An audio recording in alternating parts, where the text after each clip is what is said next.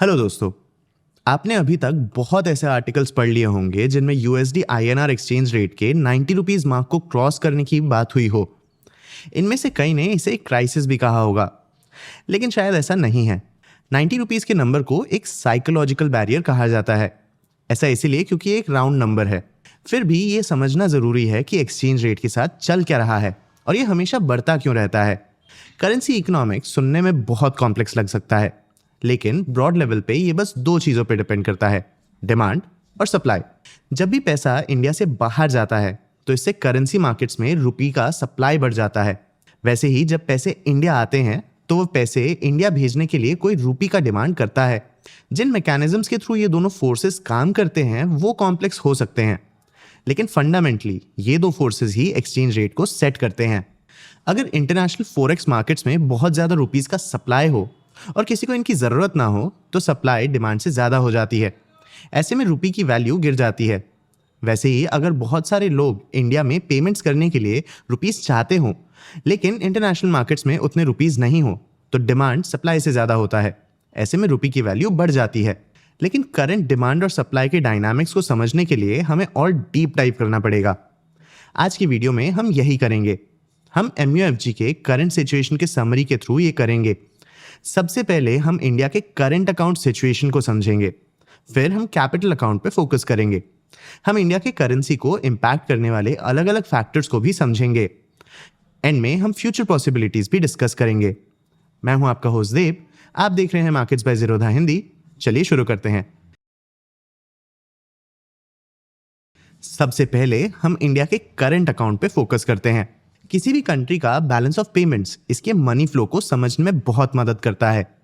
इसे एक giant diary की तरह समझ सकते हैं जिसमें किसी भी कारण से होने वाले पैसों का इनफ्लो और आउटफ्लो रिकॉर्ड किया जाता है।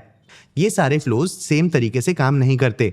कभी कभी लोग बिना किसी फ्यूचर एक्सपेक्टेशंस के पैसे फॉरेन भेजते हैं। ये सिंपल पेमेंट्स होते हैं, जैसे किसी परचेज के लिए पेमेंट्स, स्कॉलरशिप्स या कोई चैरिटेबल डोनेशन भी। बेसिकली इनसे कोई फ्यूचर ऑब्लिगेशन का एसेट क्रिएट नहीं होता। ऐसे ट्रांजैक्शंस देश के करंट अकाउंट्स में रिकॉर्ड होते हैं। ये रुपए के डिमांड और सप्लाई को देखने का सबसे डायरेक्ट तरीका होता है। एक तरफ इंडिया बहुत सारी चीजें खरीदती है या इसे इंपोर्ट करती है, जैसे ऑयल, गोल्ड, आयरन, लैपटॉप्स या इवन ChatGPT जैसे सर्विसेज के सब्सक्रिप्शंस। जब भी इंडिया में कोई ऐसे परचेज होता है वो करेंसी मार्केट में रुपए का सप्लाई बढ़ाते हैं। दूसरी तरफ इंडिया बहुत सारी चीजें बेचती या एक्सपोर्ट भी करती है, जैसे कारपेट, स्पाइसेस, मेडिसिन और अब आईफोन भी, IT सर्विसेज और कई और। हर बार जब किसी इंडियन को कोई फॉरेन एंटिटी पे करती है तो ये पेमेंट्स करने के लिए करेंसी मार्केट में रुपए के लिए डिमांड बढ़ता है। इनके अलावा कुछ और छोटे फ्लोज भी होते हैं, जैसे किसी इंडियन कंपनी के फॉरेन लोन के लिए इंटरेस्ट पेमेंट करना या किसी NRI का कैलिफोर्निया से इंडिया वापस अपने घर पैसे भेजना। चलिए अब ये देखते हैं कि इंडिया के करंट अकाउंट को कौन सी चीजें अफेक्ट करती हैं। देखो दोस्तों, इंडिया के करंट अकाउंट का लॉन्ग टर्म ट्रेजेक्टरी समझने का एक आसान तरीका है। हमारे GDP के शेयर के हिसाब से हमारे इंपोर्ट्स हमारे एक्सपोर्ट्स से हमेशा 2 to 3% ज़्यादा ही होते हैं। ये डिफरेंस एक करंट अकाउंट डेफिसिट बनाता है। मतलब हर साल इंडियंस जितना कमाते हैं उससे थोड़ा ज़्यादा खर्चा करते हैं। इसीलिए रुपये का सप्लाई इसके डिमांड से हमेशा ही ज़्यादा होता है। रिसेंटली ये सिचुएशन थोड़ा कॉम्प्लेक्स हो गया, जैसे US ने इंडियन इंपोर्ट्स पे हाई टैरिफ्स लगा दिए हैं। हमने इसके बारे में पहले भी डिस्कस किया है। ये इकोनॉमी के कुछ हिस्से जैसे टेक्सटाइल्स और ज्वेलरी के लिए काफ़ी ख़राब है, लेकिन इंडियन एक्सपोर्टर्स भी बस बैठे नहीं हैं। इन्होंने US मार्केट्स रिप्लेस करने के लिए दूसरे मार्केट्स भी ढूंढने हैं और इन मार्केट्स में अब ये एक्सपोर्ट्स बढ़ा रहे हैं। लेकिन ट्रेडिंग पार्टनर रिप्लेस करना इतना आसान भी नहीं होता। एग्रीगेट या टोटल में अब्रॉड से लोग नॉर्मल से थोड़ी कम इंडियन चीज़ें खरीद रहे हैं और इंडिया में कम पैसे भेज रहे हैं। मतलब रुपये का डिमांड कम हुआ है। साथ ही साथ गवर्नमेंट ने GST रेट्स कम किए हैं और इंडियंस ने अपने परचेजेस बढ़ाए हैं। इन परचेजेस में से कुछ इंपोर्टेड भी हैं। ऑटोमोबाइल जैसे परचेजेस इंडिया में ही हुए, लेकिन इन्हें बनाने के लिए पार्ट्स इंपोर्ट किए गए थे। दोनों केसेस में पैसे इंडिया से बाहर गए। और तो और हमारे इंपोर्ट्स में सबसे ज़्यादा ग्रोथ आया गोल्ड में। इस फेस्टिव सीजन इंडियंस ने हाई गोल्ड प्राइसेस के बावजूद बहुत ज़्यादा ज्वेलरी खरीदा। मतलब इंडियंस ने बहुत सारे पैसे अब्रॉड भेजे। इससे रुपये का सप्लाई बढ़ा और टोटल सप्लाई डिमांड से ज़्यादा हो गया। अब बात करते हैं कैपिटल अकाउंट की। इंडिया के बैलेंस ऑफ पेमेंट्स अकाउंट का एक और हिस्सा है। कभी कभी फॉरेन से पैसे इंडिया आते हैं और इन पैसों से एक ऑब्लिगेशन जुड़ा हुआ होता है। ये पैसे एसेट परचेज करने के लिए इंडिया भेजे जा सकते हैं। जैसे कोई फॉरेनर किसी इंडियन सोसाइटी में एक फ्लैट खरीदता है, इंडिया आने वाले इन पैसों से कोई क्लेम भी बन सकता है। जैसे किसी इंडियन ने किसी फॉरेन बैंक से लोन लिया हो और इसे ये पैसे पे बैक करने हो। ये इंडिया के लिए एक पैसे का इनफ्लो तो है, लेकिन इसके बदले कोई फॉरेन एंटिटी इंडिया में कुछ ओन कर सकती है, नहीं तो ये पैसे बाद में वापस करने पड़ सकते हैं। अगर सिर्फ करंट अकाउंट के बेसिस पे हमारा एक्सचेंज रेट डिसाइड होता तो हमारा डेफिसिट बहुत पहले ही गायब हो गया होता। अगर ज्यादा रुपी लगातार इंडिया से बाहर जाते रहता तो इंडिया के बाहर इसका यूज और वैल्यू दोनों कम होता। इससे रुपी की वैल्यू कम हो जाती, अब्रॉड से चीजें खरीदना मुश्किल हो जाता, लेकिन फॉरेनर्स को इंडिया में चीजें खरीदने में डिस्काउंट मिल जाता। थ्योरी में हमारे इंपोर्ट्स और एक्सपोर्ट्स का इम्बैलेंस बहुत जल्दी खत्म हो जाता। लेकिन ऐसा ना होने का एक बड़ा कारण और हमारे एक्स्ट्रा परचेजेस कर पाने का कारण है हमारे कैपिटल अकाउंट में आने वाले पैसे। चलिए अब कैपिटल अकाउंट को अफेक्ट करने वाले फैक्टर्स पे फोकस करते हैं। देखो दोस्तों, जब भी कोई इन्वेस्टर इंडिया में पैसे लगाता है तो इससे करेंसी मार्केट्स में रुपीस के लिए डिमांड बनती है। ये रुपीस फिर इंडिया में ही इन्वेस्ट होते हैं।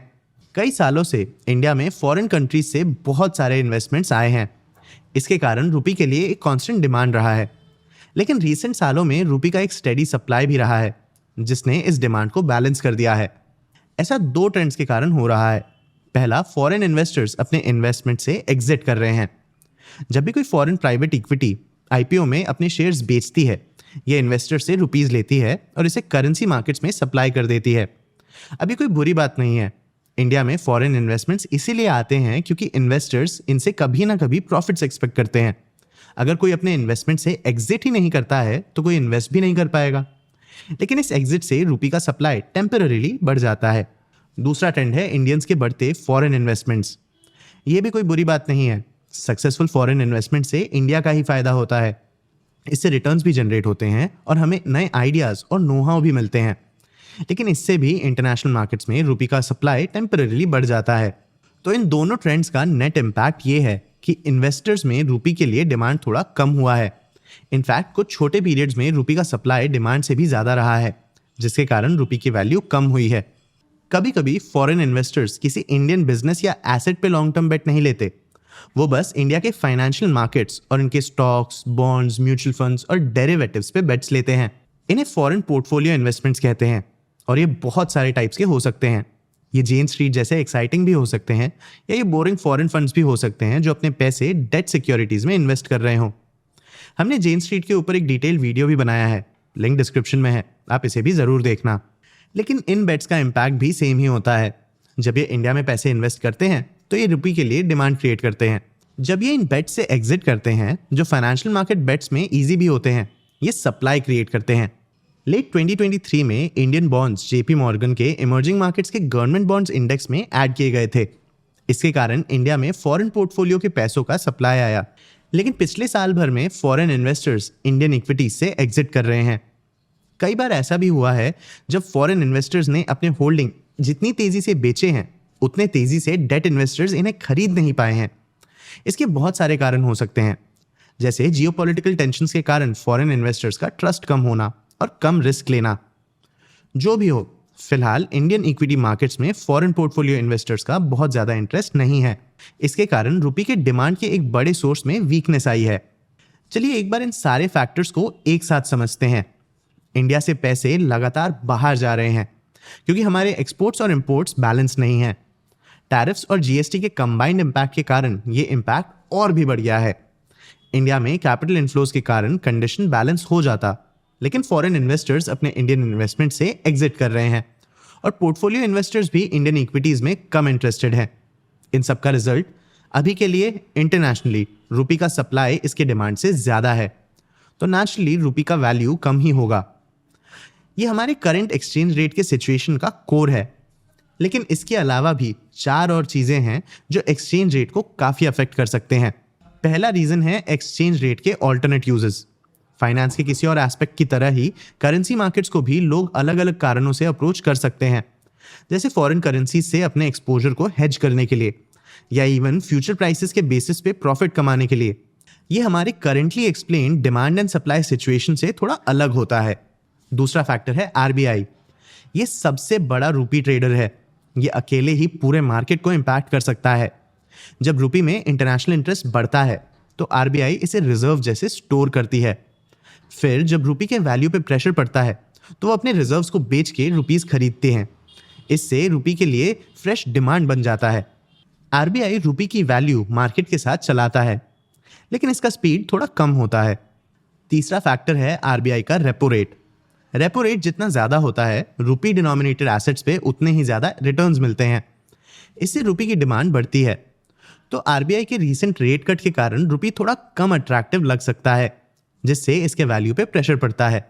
फोर्थ फैक्टर है हमारे बैंक्स का लिक्विडिटी।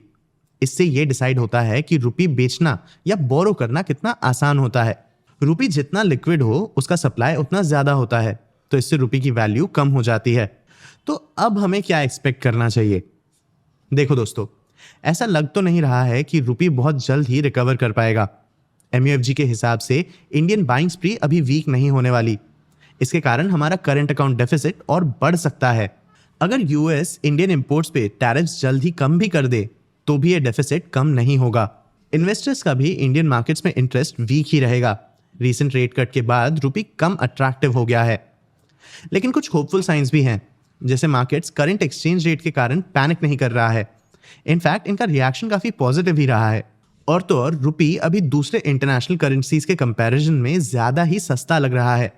ये इस बात का साइन हो सकता है कि ओवर टाइम इसमें स्ट्रेंथ आएगी। ध्यान रखने वाली बात यह है कि ऐसा शॉर्ट टर्म प्राइस फ्लक्चुएशन बस नॉइज होता है। इंपॉर्टेंट बात यह है कि रुपी के फंडामेंटल्स अभी भी स्ट्रांग हैं।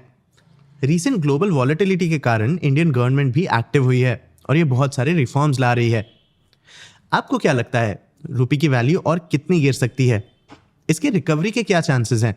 अपने व्यूज हमें कमेंट सेक्शन में जरूर बताना। आगे आप कौन से टॉपिक्स पे वीडियोस देखना चाहते हो, ये भी हमें कमेंट सेक्शन में जरूर बताना। अगर ये वीडियो आपको इन्फॉर्मेटिव लगा तो इसे लाइक और शेयर जरूर करना। ऐसे ही और वीडियोस के लिए चैनल को सब्सक्राइब भी कर लेना। आज के लिए इतना ही, मिलते हैं अगले वीडियो में।